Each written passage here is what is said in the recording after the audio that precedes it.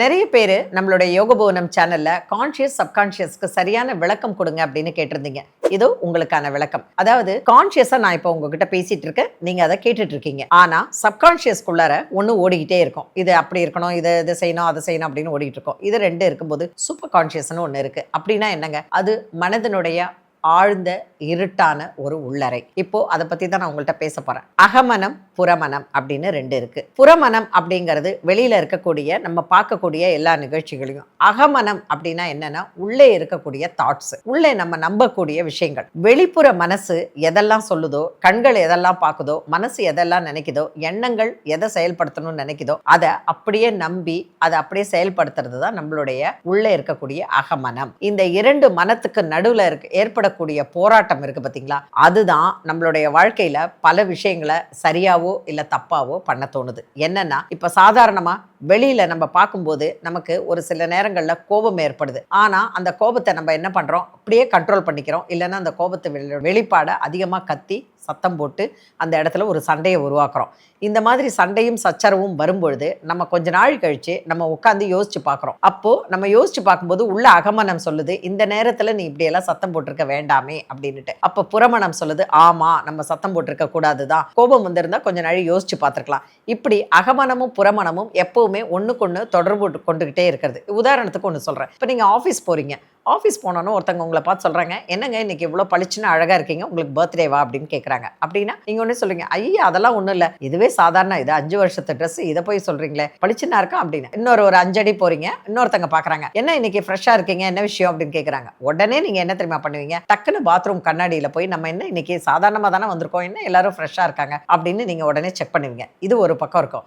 இன்னொரு பக்கம் சாதாரணமாக நீங்கள் ஒரு கல்யாணத்துலேயோ எங்கேயோ நீங்கள் இருக்கீங்க, ஒரு ஃபங்க்ஷனில் இருக்கீங்க அப்படின்னா, என்ன சார் டல்லாக இருக்கீங்க அப்படின்னா, இல்லையே நான் ஃப்ரெஷ்ஷாக தானே இருக்கேன் அப்படின்னு. இன்னொருத்தங்க கேட்குறாங்க, என்ன முகமே ஒரு மாதிரியாக இருக்குது, என்ன உடம்பு சரியில்லையா அப்படின்னு கேட்குறாங்க. உடனே நீங்கள் என்ன பண்ணுவீங்கன்னா, ஏன் என் உடம்பு இப்படி இருக்குது, என் முகம் இப்படி இருக்குன்னு உடனே நீங்கள் போய் உங்கள் கண்ணாடியில் செக் பண்ண ஆரம்பிப்பீங்க. இது எல்லாமே வெளியிலேருந்து கான்ஷியஸாக யாராவது ஒன்று சொன்னாங்கன்னா அதை நம்ப ஆரம்பிக்கிறதும் நம்பாம போறதும் உங்களுடைய புற மனத்தினுடைய வெளிப்பாடு தான். அடுத்தது இப்போ அஃபர்மேஷன் அப்படின்னு சொல்றாங்க. அப்படின்னா என்னங்க, இப்ப நிறைய அதை பத்தி பேச ஆரம்பிச்சிருக்காங்க. இரவு படுக்க போகும்போது நீங்க எதெல்லாம் சாதிக்கணும்னு நினைக்கிறீங்களோ, சாதனை பண்ணணும்னு நினைக்கிறீங்களோ அதை திரும்ப திரும்ப சொல்லுங்க அப்படிங்கிறது. அப்புறம் தூங்கி எழுந்த உடனே நான் என்னவாகணும்னு நினைக்கிறேன், இன்னைக்கு நான் என்னெல்லாம் பண்ணணும் அதை திரும்ப திரும்ப சொல்லுங்க அப்படிங்கிறது. இந்த மாதிரி நைட்டு படுக்க போகும்போது ஒரு அஃபர்மேஷன், காலையில் எழுந்த உடனே ஒரு அஃபர்மேஷன், நாமளே எப்படி நம்மளை சரி பண்ணிக்கிறது, அப்புறம் இந்த பிரபஞ்ச சக்தியை எப்படி நம்ம அப்சர்வ் பண்ணுறது, இந்த மாதிரியெல்லாம் நிறைய விஷயங்களை நம்ம பேசிகிட்டு இருக்கோம்ல, அதுதாங்க புற மனம் அப்படிங்கிறது. புறமனம் எதையெல்லாம் நினைக்குதோ, எதெல்லாம் சொல்லுதோ அதை அகமனம் அப்படியே நம்ப ஆரம்பிக்குது. இதுதான் கான்ஷியஸ் அண்ட் சப்கான்ஷியஸ்க்கு இருக்கக்கூடிய ஒரு வலிமை. அப்போது நாம் என்ன பண்ணணும்னா, வெளியில் நாம் ஒரு தோற்றமும் உள்ளுக்குள்ளே இருக்கக்கூடிய எண்ணங்களில் நம்ம நெகட்டிவும் இருக்க ஆரம்பித்தோம். வெளியில் நம்ம நல்லா பேசுகிறோம், நல்லா இருக்கும், ஆனால் உள்ளுக்குள்ளே பத்தியா இவனுக்கு வந்த வாழ்க்கையை பாரு, இவன் பாரு இப்படி இருக்கான் பாரு அப்படின்னு நீங்கள் பொறாமையில் உள்ள நீங்கள் நினைக்க ஆரம்பிக்கும் போது என்ன ஆகும் அப்படின்னா, உள்மனம் அதையே நம்ப ஆரம்பிக்கும். அதனால் எல்லா இடத்துலையுமே அந்த கோபத்தையும் பொறாமையுமே வெளிப்படுத்த ஆரம்பிக்கும், அதை நம்பவும் ஆரம்பிக்கும். இப்போ உதாரணத்துக்கு, எனக்கு எதுவுமே நல்லது நடக்க மாட்டேங்குது, எனக்கு எதுவுமே சரியாக அமைய மாட்டேங்குது, என்னோட ராசி இப்படி அப்படின்னு நீங்கள் சொல்ல ஆரம்பிச்சிங்கன்னா உங்களுடைய உள்மனம் அதை நம்ப ஆரம்பித்து உனக்கு எதுவுமே நடக்காது அப்படிங்கிற சக்தியை உங்களுக்குள்ளார உருவாக்க ஆரம்பிக்கும். அப்போ என்ன செய்யணும் அப்படின்னா, கான்ஷியஸாக நீங்கள் எல்லாத்தையுமே பாசிட்டிவாக பார்க்க ஆரம்பிக்கணும். எனக்கு நல்லது தான் நடக்குது, எனக்கு எல்லாமே சரியாக இருக்குது, இப்போ இது நிகழ்ந்தது ஏதோ நல்லத்துக்காக தான் எனக்கு இப்படி நிகழ்ந்துருச்சுக்கு அப்படின்னு நீங்கள் நினைக்க ஆரம்பிச்சிங்க அப்படின்னா உங்களுடைய உள்மனம் அதை நம்ப ஆரம்பித்து என்ன பண்ணும், உங்களுக்குள்ளார ஒரு மிகப்பெரிய ஒரு தன்னம்பிக்கையான ஒரு சுடரை அது உருவாக்க ஆரம்பிக்கும். இதுதான் கான்ஷியஸ் அண்ட் சப்கான்ஷியஸ். இது ரெண்டு இப்படி இருக்கு இல்லையா. இப்போ சூப்பர் கான்ஷியஸ் பற்றி பேச போகிறோம். அதாவது எப்படின்னா, ரொம்ப நம்ம மனத்துக்குள்ளர இருக்கக்கூடிய ஒரு ரொம்ப இருட்டான ஒரு அறை. ஒரு சிம்பிளான உதாரணம் சொல்கிறேன். கான்ஷியஸ் சப்கான்ஷியஸ் இதில் சூப்பர் கான்ஷியஸ், இது மூணுமே எப்படி உறவாடும் அப்படிங்கிறது. நைட்டு நீங்கள் படுத்து தூங்குறீங்க, தூங்கும்போது கான்ஷியஸாக நீங்கள் தூங்க ஆரம்பிச்சிட்டிங்க. அப்போது சப்கான்ஷியஸ் என்ன பண்ணும், கான்ஷியஸ் லெவலுக்கு வந்துடும். நார்மலாக பகலில் நீங்கள் பேசிகிட்டு இருக்கீங்க, இப்போ என்னுடைய வீடியோவை பார்த்துட்டு இருக்கீங்க அப்படின்னா கான்ஷியஸாக நீங்கள் பார்த்துட்டு இருக்கிறீங்க. ஆனால் சப்கான்ஷியஸை என்ன பண்ணோன்னா, இந்த வீடியோ இன்னும் எவ்வளோ நீளாக இருக்கும், எப்போ முடியும், நம்ம இதுலேருந்து என்ன கற்றுக்கலாம், இல்லை என்ன சொல்கிறாங்க அப்படிங்கிறத ரெஜிஸ்டர் பண்ணுறது, இல்லை இதுக்கப்புறம் அடுத்த வேலை என்ன பார்க்க போகிறோம், இதை முடிச்சுட்டு நம்ம படுக்க போகிறோமா, என்ன பண்ண போகிறோம் அப்படின்னு அது ஒரு பக்கம் திங்கிங் ஓடிக்கிட்டே இருக்கும். இது சப்கான்ஷியஸில் போகிறது. ஆனால் இரவில் நீங்கள் தூங்கும்போது கான்ஷியஸாக நீங்கள் தூங்க ஆரம்பிச்சிடுறீங்க. அப்போ பின்னாடி இருக்கிற சப்கான்ஷியஸ் என்ன பண்ணுது, கான்ஷியஸ் லெவலுக்கு வந்துடுது. கான்ஷியஸ் லெவலுக்கு வந்த உடனேயே அது என்ன பண்ணுதுன்னா, அடுத்தது சூப்பர் கான்ஷியஸ்னு உள்ளர இருக்கக்கூடிய உள் மனம் இருக்கும் பார்த்தீங்களா, அந்த உள் மனம் என்ன பண்ணுதுன்னா சப்கான்ஷியஸ் லெவலுக்கு வந்துடுது. வந்த உடனேயே கான்ஷியஸாக நம்ம தூங்கிட்டு இருக்கோம், சப்கான்ஷியஸ் வந்து கான்ஷியஸாக வந்துடுச்சு, சூப்பர் கான்ஷியஸ் சப்கான்ஷியஸ் லெவலுக்கு வந்துடுச்சு. அப்போ இது ரெண்டும் உறவாடிட்டு இருக்கோம். அப்போ என்ன ஆகுதுன்னா, இருட்டில் இருக்கக்கூடிய நமக்கு ஏற்பட்ட பிரச்சனைகள், கஷ்டங்கள், அவலங்கள், அவமானங்கள் இது எல்லாமே என்ன ஆயிடுதுன்னா வெளியில வந்து இந்த சப்கான்ஷியஸோட உறவாட ஆரம்பிக்கும் போது சில சமயம் நம்ம பாராட்டுதல்களையும் நினைக்கலாம், அவமானங்களையும் நினைக்கலாம். இது எல்லாமே கனவுகளா ஒரு சீனரியா உருவாக ஆரம்பிச்சிடுது. இந்த கனவுகள் சப்கான்ஷியஸ் சூப்பர் கான்ஷியஸ் நடத்துகிற கனவுகளை சப்கான்ஷியஸ் பார்த்துக்கிட்டே இருக்கு. பார்த்துட்டு இருக்கிறதுனால தான் திடீர்னு நமக்கு முழிப்பு வந்ததுனாலோ இல்லை அடுத்த நாள் காலையில் எந்திரிச்சாலோ நம்ம என்ன பண்ணுறோம் அப்படின்னா, எனக்கு நான் இங்கே இருந்தேன், இந்த ஃபங்க்ஷன் இருந்தது, இறந்து போனவங்கள்லாம் கூட அதில் உருவங்களாக தோன்றி இருப்பாங்க. அது ஒரு மேடை நாடகம் மாதிரியோ இல்லை சினிமா மாதிரியோ நீங்கள் பார்த்துட்டு இருப்பீங்க. அது வந்து கான்ஷியஸாக நீங்கள் தூங்கிட்டு இருக்கிறீங்க, அது உங்களுக்கு தெரியாது. ஆனால் சப்கான்ஷியஸ் வந்து சூப்பர் கான்ஷியஸ் நடத்துகிற நாடகங்களையும் இந்த உருவங்களையும் இது எல்லாத்தையுமே வேக ஞாபகம் வச்சுக்கும். சில சமயம் கரெக்டாக ஞாபகமும் வச்சுக்கும். கரெக்டாக ஞாபகம் வச்சு நான் இப்படி தான் இருந்தேன், இதுதான் நடந்தது, இதுதான் கனவு அப்படின்னு சொல்லுவாங்க. ஆனால் சில சமயம் வேகா நான் இந்த மாதிரி ஒரு ஃபங்க்ஷன் நடந்துச்சு, ஆனால் அது என்ன ஃபங்க்ஷன் தெரியல, ஆனால் ஒரு ஃபங்க்ஷன் நடந்துட்டு இருந்தது அப்படின்னு வேகா சொல்லுவாங்க. சில நேரங்களில் நம்ம உள்ளுக்குள்ளே இருக்கக்கூடிய ஆழ் மனசில் இருக்கக்கூடிய இன்ட்யூஷன் அப்படின்னு சொல்லக்கூடிய அந்த எண்ணங்களினுடைய மனசினுடைய பவர் இருக்கு இல்லையா, அந்த சக்தியினால் வெளியில் எப்பயோ அதாவது எதிர்காலத்தில் ஏற்படக்கூடிய சில விஷயங்களை கூட கனவுகளாக நம்ம கண்ணுக்கு தெரிய ஆரம்பிக்கும். அதாவது கண்ணுக்குன்னு என்ன, நம்மளுடைய சப்கான்ஷியஸில் புலப்படும்.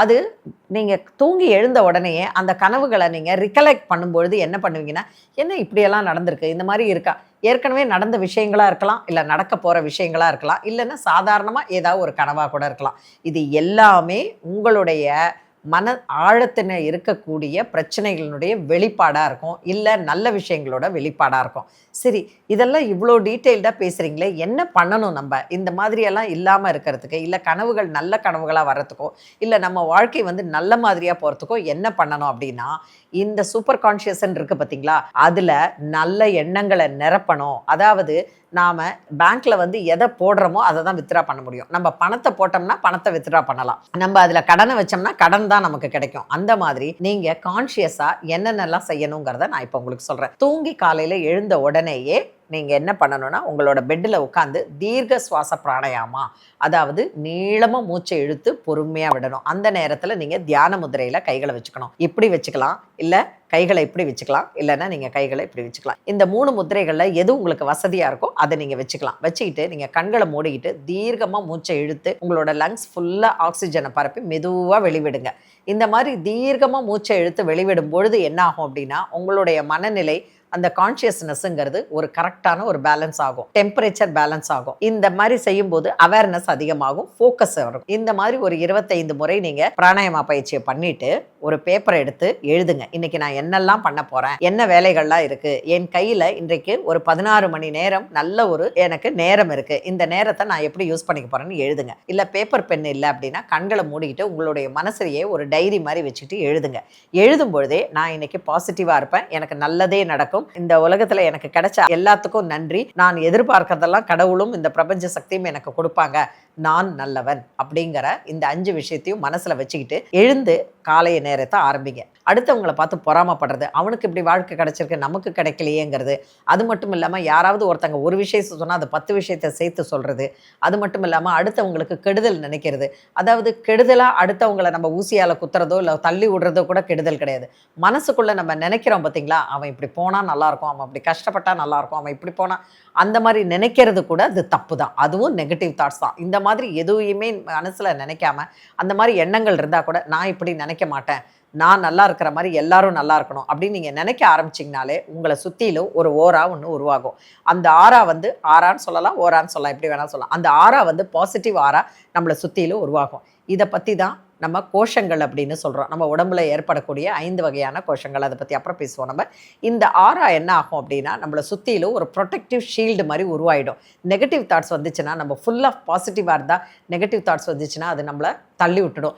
யாரெல்லாம் நெகட்டிவ் நினைக்கிறாங்களோ அவங்களுக்கு அது ரீபவுன்ஸ் ஆகும். அதனால தான் கெடுவான் கேடு நினைப்பான் அப்படின்னு சொல்கிறாங்க.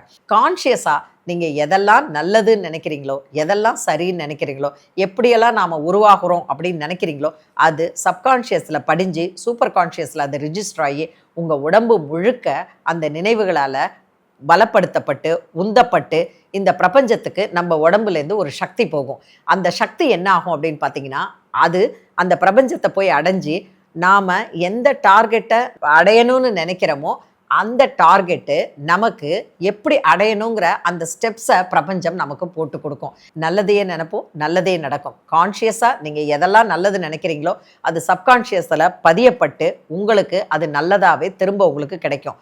சூப்பர் கான்ஷியஸில் இருக்கக்கூடிய அந்த அறைக்குள்ளார இருக்கக்கூடிய அத்தனை கழிவுகளும் வெளியேற்றப்பட்டு அந்த இடத்துல நல்ல நினைவுகள் அடங்க அடங்க அடங்க அதுக்குள்ளார நீங்கள் ஃபில் பண்ண அது சப்கான்ஷியஸில் வந்து கான்ஷியஸாக போகும். ஆக மொத்தம் நீங்கள் எதை பார்க்குறீங்க, எதை நினைக்கிறீங்க, எதை பேசுகிறீங்க, அது நல்லதாகவே நடக்கட்டும், நல்லதாகவே இருக்கட்டும். அந்த நல்லது உங்களுக்கே திரும்பி வரும் அப்படிங்கிறதுல சந்தேகமே இல்லை. இப்போ உங்களுக்கு கான்ஷியஸ், சப்கான்ஷியஸ், சூப்பர் கான்ஷியஸ்னால் என்னென்னு புரிஞ்சிருக்கும்னு நினைக்கிறேன். பார்க்குற உங்களுக்கும் நல்லதே நடக்கட்டும், நல்லதே நினையுங்கள், நல்லதே உங்களை சுற்றி நடக்கும்.